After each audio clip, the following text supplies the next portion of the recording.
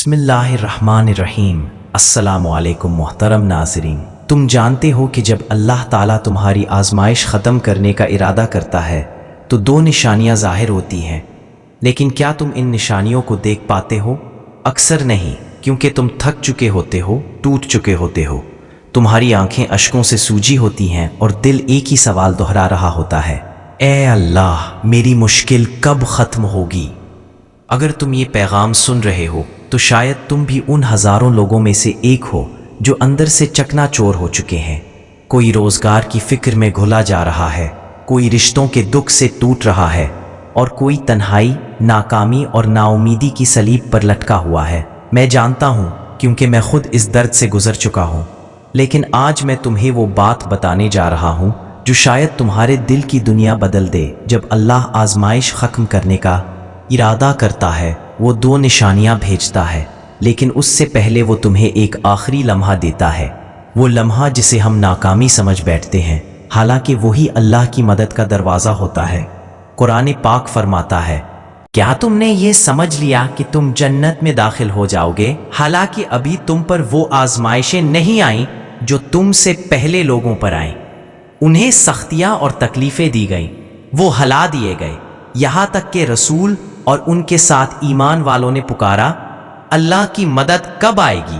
सुनो, बेशक अल्लाह की मदद करीब है। ये आयत सिर्फ नबियों के लिए नहीं बल्कि तुम्हारे लिए है।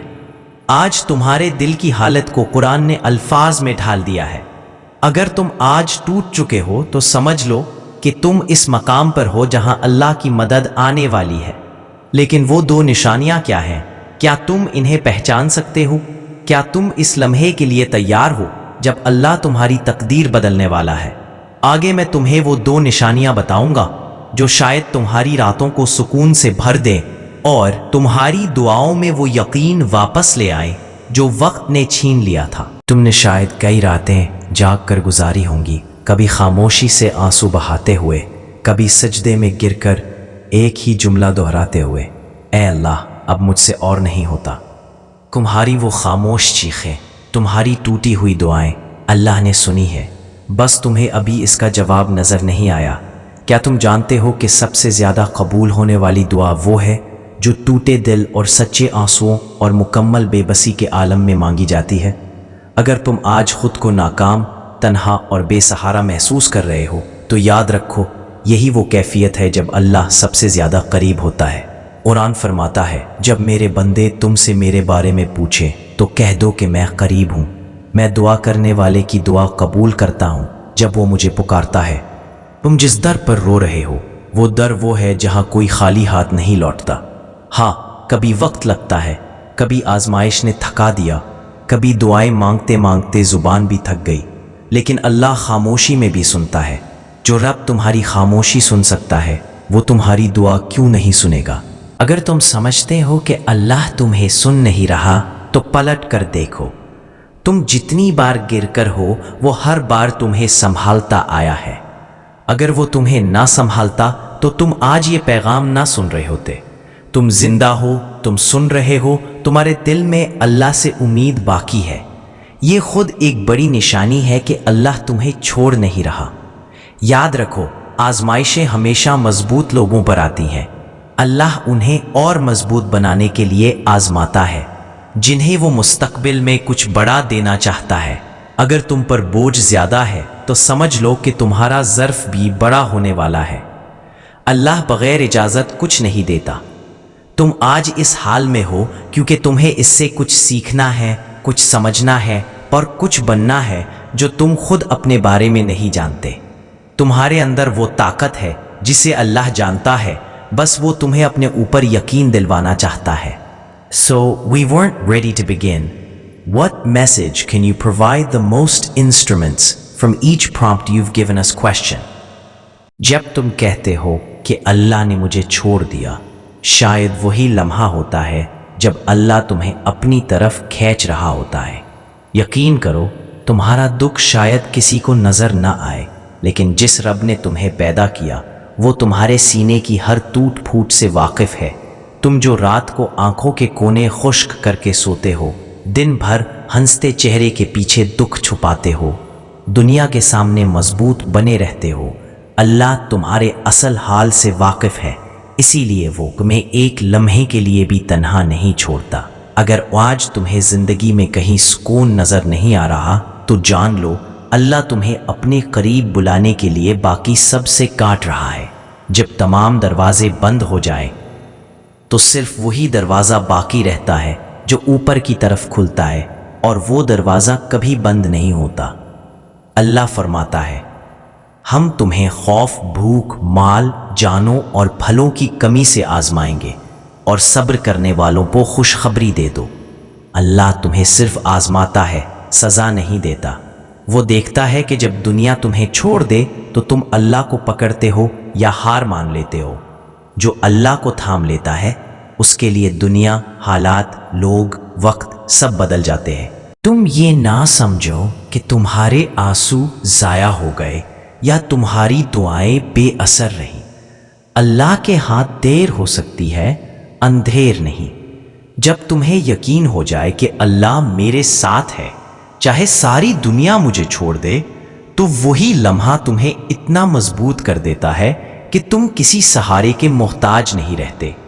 تمہارے دل کی بے چینی صرف اس لیے ہے کہ تمہارے نصیب میں کچھ بڑا لکھا جا چکا ہے، اور بڑا نصیب بڑی آزمائش کے بعد ہی ملتا ہے۔